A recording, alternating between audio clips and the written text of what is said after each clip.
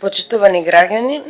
најнапред сакам да ви се заблагодарам за поддршката која секојдневно ја изразувате во однос на нашата работа, што секако ја зголемува мојата одговорност према вас, но представува и натамошен мотив за ефикасно остварување на мандатот кој го имам јас и ова јавно обвинителство.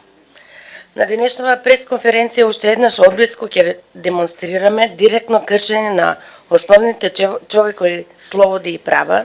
гарантирани како со Уставот на Република Македонија, заштитени и со најзначајните меѓународни документи кои треба да представуваат ориентир и обврска за овозможување на уживање на истите, како и на нивна континуирана промоција. Денес ќе бидат презентирани тешки облици на загрозување на основните постулати на кои се темели едно современо општество, функционирање на правната држава, овозможување еднаквост на нејзините граѓани и недискриминација. Непочитувањето на обврската не само за воздржување од дискриминација, туку и обврската да се спречат и елиминираат сите форми на дискриминација, представува пример за непочитување на човековите права и целосно невозможување за непречено остварување на правото на еднаквост на слободите и правата. Покрај останатите меѓународни инструменти со кои е креирана универзалната димензија на човекови права, чии основни атрибути се еднаквоста и неотуѓувоста, ценам дека е значајно да ја потенцирам и праксата на Европскиот суд за човекови права, која недвосмислено ја промовира слободата на изразувањето, која е од исклучителна важност за сите нас, особено и во контекст на развивање на критичката мисла. Селективноста во постапките за дискриминација на политичките неистомисленици преку нанесување директна штета представува очигледен пример за класична злоупотреба на институционалните капацитети од страна на носители на највисоки јавни функции. Целосното непочитување на законски пропишаните постапки,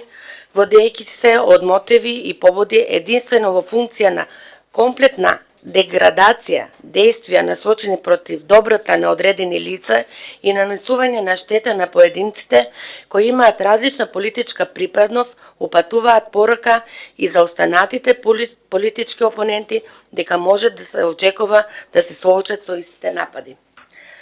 Ваквите негативни действија во кои субјективни елементи содржат дискриминација, а од друга страна злоупотребата на институционалните механизми за одмазда и наштетување имаат видливи последици како во повреда на слободите и правата, така и предизвикување на имотна штета како средство за остварување на единствена цел, јасна порака за третирање на различност на поединецот, создавајќи негативни консеквенции преку директно загрозување на неговите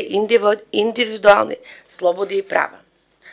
Оневозможувајќи го владењето на правото и создавајќи услови за владење на поединци кои се раководат од индивидуални цели, користејќи ја можноста како за злоупотреба на институционалните капацитети, покажува сериозно загрозување на уставните гаранции за заштита на човековите слободи и права и на еднаков третман на граѓаните. Конечно, во случајов кој ќе го презентираме денес, ќе видите дека не е почитува ниту основниот заштитен принцип на извршното право, кој што гарантира дека кон лицето, врз чиј имот се спроведува присилно извршување, ќе се постапува на достоинствен начин, водејќи сметка за угледот на личноста на должникот, како и тоа за извршувањето да биде што помалку неповолно за него. Свесното и злонамерното постапување во кое не биле превземени најмалку рестриктивни мерки за да се постигне јавното добро и општиот интерес, несомнено укажува на фактот дека истиот овој ефект би можел да се постигне и со употреба на далеку помала сила и значително помалку присилба, отколку што е тоа случај. За тенденциозноста во инсистирањето да се стори што е можно поголема и непоправлива штета, конструирана на систематски осмислен начин, која во своите последици особено тешко го погодува дискриминираното лице, неговата личност и неговиот имот во новоотворената истрага од специјалното јавно обвинителство под името ТНТ